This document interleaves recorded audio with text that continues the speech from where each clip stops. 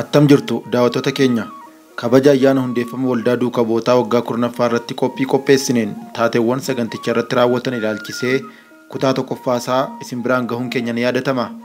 Kutaa lammaffaa fi inni dhumaa kunootii itti dhiyaadhaa. Qophiilee keenya barsiisoo ta'an yeroo yeroon dhiyeessinu akka isin bira gahuuf yuutuubii waldaa keenyaas subscribe share gochuus hin dagatinaa.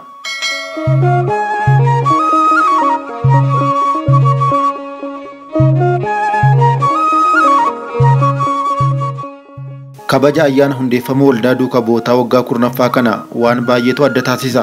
Abboonni keenya hedduun hirmaatota sagantichaa ta'uun wiirtulee garaagaraa irraa miseensonni waldichaa bifa gurmaa'een argamuun harmoolii monoksootaa gadaamii Dabra Libaanos jiraatan hedduun saganticha irratti hirmaachuu fi hawwattummaan qabiyyee sagantaa waldaan qopheeffate illee saganticha kanneen kana dura qophaa'aa turan irraa adda taasisa.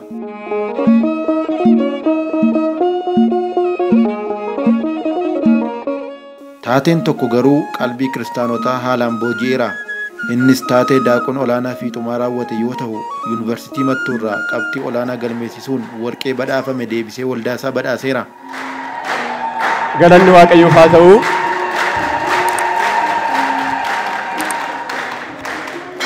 Galanni Waaqayyoof haa ta'u. Galanni Waaqayyoof haa keenyaaf haa ta'u. Gocha kana akka raawwatuuf maaltu isa kakaase waltajjicha irratti akkasiin dubbate. Kennaa jechuun yookiin badhaasa jechuun bu'aa hojii gaarii jechuudha. Akkasumas kan badhaafamanis namoota hojii gaarii hojjetan, fiiganii kanneen mo'atan, daldalanii kanneen bu'aa hunda caala fidan, dubbatanii akkasumas dhugaa kan mirkaneessanidha jechuudha.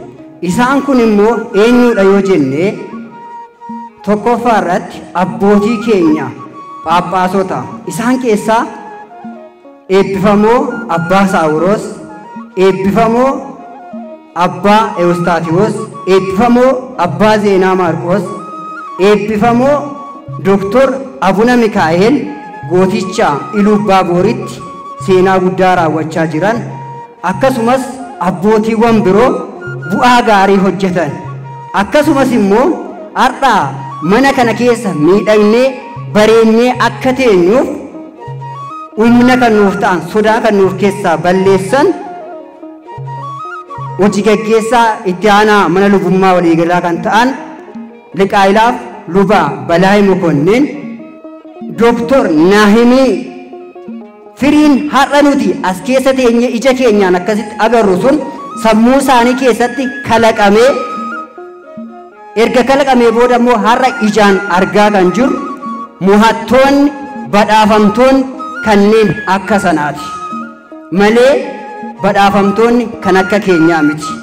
Kanaaf anis kun kennaa guddaa ta'ee miti, garuu amileedhaaf akka ta'uuf fuulduratti akka ittiin jabaataniif akkasumas miidhagee immoo biiroo waldaa duukaa bu'oota keessaa akka taa'uuf warqii kana yookiin meedaaliyaan kana anaaf immaluuti waldaa duukaa bu'ootaaf akkan kennuuf naaf himadha.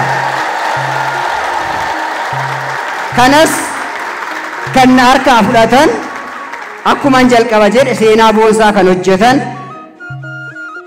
nis amilee kan nutti horan jalqabarraa kaasanii hanga har'aatti tajaajilaaf duubatti kan hin jenne daaqoon Doktor Naahimiin dhufanii badhaasa kana akkan harkaa fuudhaniif gara waltajjiitti naaf affeera.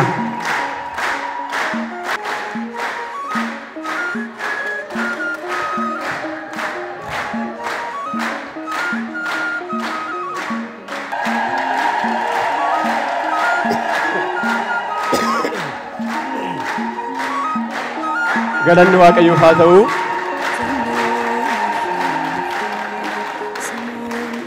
Taateen biraa ammoo taatee dargaggoo Dajanee Sirneessaa miseensa waldaa duukaa bootaa wiirtuu Adaamaa raawwatedha.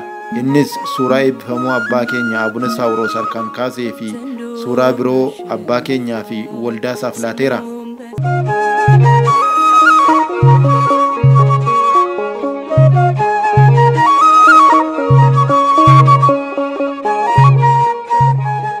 Eebbifamoo Abbaa Saawuroos waggaa 10 dura yeroo jalqabaaf eeyyama tajaajilaa waldichaaf laachuun waldicha tajaajila afuuraa kan jalqabsiisanidha. Kitaaba mana amantaa keenyaa yookaan manni amantaa keenya tajaajila guddaa kan itti kennitu keessaa tokko kan ta'e kitaaba Gitsaaweetu eebbifamaa karaa abbootii keenyaati jechuudha. Waldaan duukaa bu'ootaa waggaa waggaan kitaabolee eebbisiisuu aadeeffateera. Baranas kitaaba sirni mana amantaa ittiin raawwatamu kitaaba Gitsaawee jedhamu gara afaan Oromootti hiikuun abboota phaaphaasota 3 eebbisiiseera.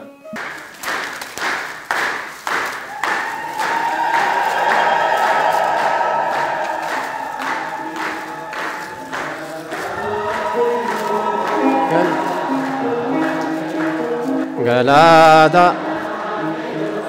Galata Waaqayyo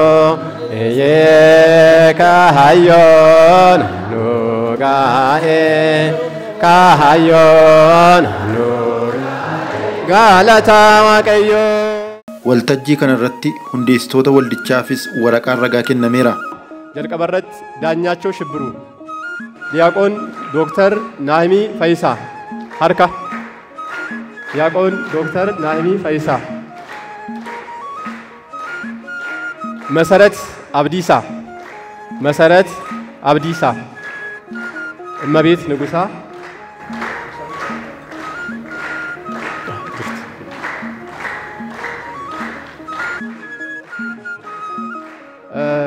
ኦቦሌንቲን ኬኛ ብርሃን አበበ ወራ ሁንዴሰን ኬሳ ቶኮራ ተጃጅላ ፋኒ ከና ደለቱ ኡመተ ከናቲ ከንስንቡ በክ ዳሎተሺፍ በክ ጉድነሺ መጋላ ጎንደረቲዳ Garuu waa'ee tajaajila afaan Oromoo kana yeroo jalqabu waldaan duukaa bu'ootaa yeroo jalqabu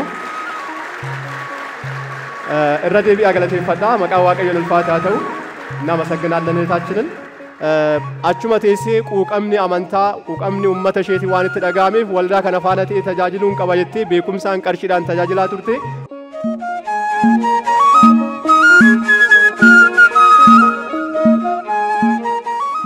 Harmooliin monoksoota gadaamii Dabra Libaanos irraa dhufuun sagantaa keenya irratti hirmaatanis miira gammachuu qaban akkasitti ibsatani. Maqaan koo walitti Saadii Qambisaan jedhama. Bakka irraa dhufe bakka kawaala Dabra Libaanos gadaama harmoota irraati kanan dhufe.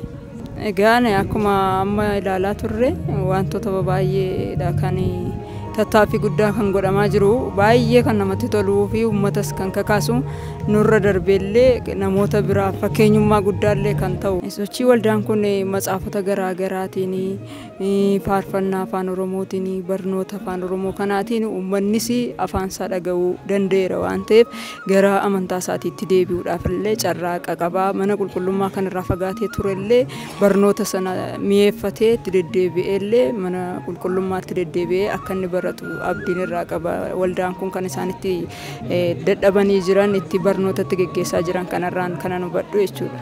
Maqaan koo Atsade Maariyaam Tamasgeen jedhama. Kan dhufe godina Shawaa Kaabaa gadaama Dabra Libaanos jedhamu irraati. Fiilmii kanarraa kan ilaalaa turre baay'ee kan nama gammachiisudha. Amantii Ortodoksii akka kan uummata Oromoo hin taanetti ilaalaa kan turanillee uummanni baay'een kan badanii jiranillee gara amantii isaaniitti deebi'aa jiraachuun isaanii baay'ee kan nama gammachiisudha. Darbee immoo fiilmiin kun akkasittiin babal'atee uummata bira ga'ee uummata daandii irraa badanii jiran gara daandiitti hin deebisa jedhee kan hin amanudha. Dura afaan Oromootiin iyyuu faarfachuu, lallabuu fi dubbachuun iyyuu yeroo sodaachisaa ture jira. Amma garuu afaan isaatiin faarfachuu, lallabuu fi wantoota garaagaraa matsaafota garaagaraallee afaan isaatiin ija dubbisuu danda'uun dubbisee barreessee afaan isaatiin dubbachaa jira. Waldaan duukaa bu'ootaa kunis ammas fuulduratti illee kan kanarra hafan matsaafonni gurguddoonni kan hin hiikamin fakkeenyaaf garli qulqullootaallee hiikamee fuulduratti amantii Ortodoksii akkuma kana akka ammas bal'achaa jira fuuldurattis akka bal'atu. Waltajjii ayyaana hundeeffama waldaa duukaa bu'ootaa kanarratti artistoonni bebbeekamoon argamuudhaan dooyii afuuraa dhiyeessanii jiru.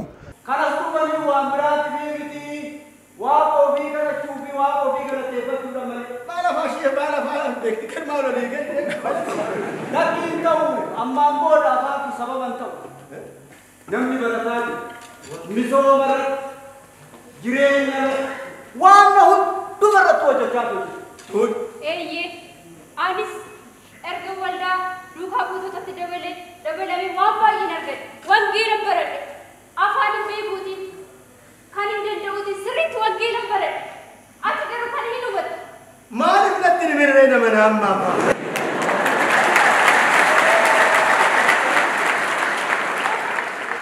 Artist Humneechaa Saffaas na cinaatti argama. Isa waliin turtii gabaabaan taasisaa. Isinis bakkuma jirtan ta'atii nu waliin tura. Tolemee Humneechaa asitti dooyya furaa dhiyeessaa turtanii waltajjii kanarratti isin argine. Mee waldaan duukaa boota akkaataa kanaan Oromoota Ortodoksii gaaddisa tokko jalatti walitti qabee akkasiin afaan Oromoon akka tajaajilaman bakka abboonni phaaphaasota argamanitti sagantaa akkasii qopheessee jira. Sochii waldaa kana ammuma argite kanatti akkamitti ibsitaa? Dura baga waaqni kanaan isin gahe. Ani yennaa hundeeffamus jiran ture har'a waggaa kurnaffaa kabajatan akkanatti arge guddina isaa eessaa akka gahe eessaa akka gahaa jiru sirriitti ifatti kan mul'achaa jiru. Uummanni Oromoo amantaa isaa dagateeti badeeti kan jiru. Kana walitti afaan kana walitti qabee afaan inni dhaga'uun lallabuun afaan inni dhaga'uun barsiisuun injifannoo guddaadha. Kana kan godhe Waaqayyo galanni haa ga'u. Ammas immoo uummanni keenya waldaa kana sirriitti cinaa dhaabbatee harka tokko ta'ee gandaan otoo waliin qoodin bakka jirutti Oromiyaa keessatti babal'inaan gargaarsa guddaa gochuu ni qabu. Maallaqaanis humnaanis waa hundaan cinaa dhaabbachuu qabu. Yoo cinaa dhaabbatan inni ani waggaa 10 keessatti arge kuni waggoota dhiyoo keessatti dhuunfatee namni karaa amantii isaatitti deebi'ee kan bittinnaa'e amantii isaatitti duudhaa isaatitti deebi'ee ta'ee yaadaan. Amantii Ortodoksiidhaaf nutu dhiyoodha. Oromootu dhiyoodha. Dhiyoo kan ta'e Oromootu dhiyoodha. Oromoon dur amantii isaa sirriitti qabateeti kan jiraachuu isaati kan nutti mul'ate. Inni kun raajiidha. Fiilmiin kun akkanatti otoo hin taane bal'inaan Oromoo bira hingaa hidhee yaada waan guddaadha kan achirratti mul'ate. Hundeeffama waldaa keenyaa waggaa kurnaffaa sababeeffachuudhaan taateewwan ayyaana kanarratti raawwatan isin biraan ga'uun keenya akkuma itti fufetti jira. Gidduutti immoo faaruu tokko waltajjii irratti faarfatame isin afeerree walitti deebinaa nu waliin tura. Mootota jaalaa adda gonfoonsaa uummata miidhuuleen harkasaa hangafa lubaata addasaatiifaa kan duutni immoo neessisuma qofaa. Mootota jaalaa adda gonfoonsaa uummata miidhuuleen harkasaa hangafa lubaata addasaatiifaa kan duutni immoo neessisuma qofaa. Tola jiraanne mana isaa keessaa mootota keessaa eenyu akkisaa harka qalleessaa fi sooressa hin jedhu walqixxee sooraa beeluun hin jiru. Mootota jaalaa adda gonfoonsaa uummata miidhuuleen harkasaa hangafa lubaata addasaatiifaa kan duutni immoo neessisuma qofaa. Isatu kennaa furtuu lubummaa cubbuu hundumaa kanniisoo isumaa. Phexrosin muudee bartoota irratti eenyuun daangeessoo bulchaa lubaati. Mootota jaalaa adda gonfoonsaa uummata miidhuuleen harkasaa hangafa lubaata addasaatiifaa kan duutni immoo neessisuma qofaa. Gooftaa guddaadhaa du'an sodaatu Se'ool kan jeeraan cabsee kan baasu guyyaa sadiif ture awwaalaa keessatti namni Senegaal masaa. Mootota jaalaa adda gonfoonsaa uummata miidhuuleen harkasaa hangafa lubaata addasaatiifaa kan duutni immoo neessisuma qofaa.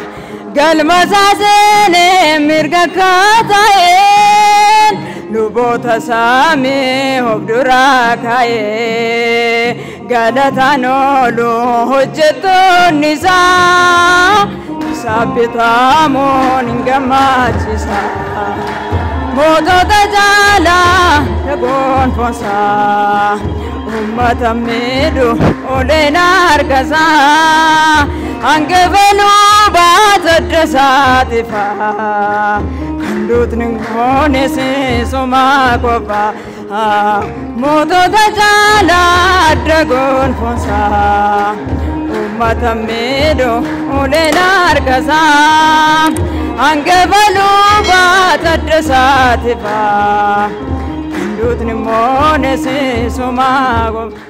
Ayyaana hundeeffama waldaa duukaa bootaa waggaa kurnaffaa kana taateewwan adda taasisan hedduutu jiru. Isaan keessaa tokko waldaan duukaa bootaa tajaajiltoota kana dura tajaajila afaan Oromoo irratti dadhabaa turaniif waraqaa beekamtii kenneera.